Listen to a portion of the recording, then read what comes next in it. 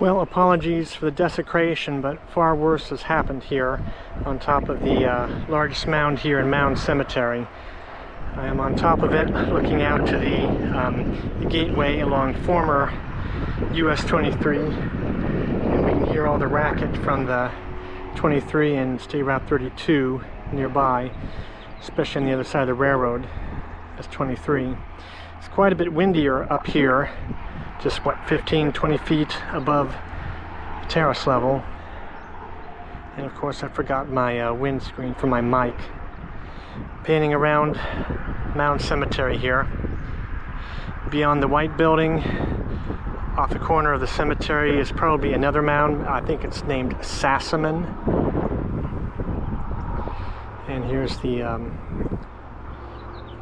rest of the cemetery, graveyard, and panning back to former highway and beyond it, current highway. There is a grave here on top, and a Revolutionary War soldier. Military issue, so this was a probably early 20th century when it was set here. Lieutenant Colonel John Guthrie, Pennsylvania Military Revolutionary War.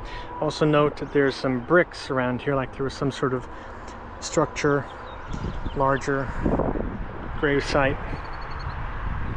And also there is a, looks like a pit here between the two graves.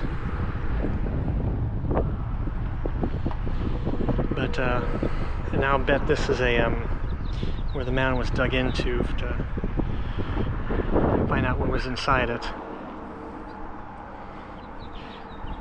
Imagine trying to plow this down for your field. So in front is one adjacent little mound, sort of a shelf, and a second one which has a concrete pad and a flagpole, probably a bit more truncated, and then a somewhat more separated, slightly larger mound there.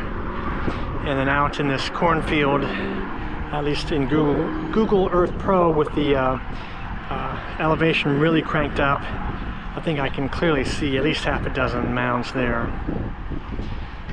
So this is finally my visit to Mound Cemetery after about 15-20 years.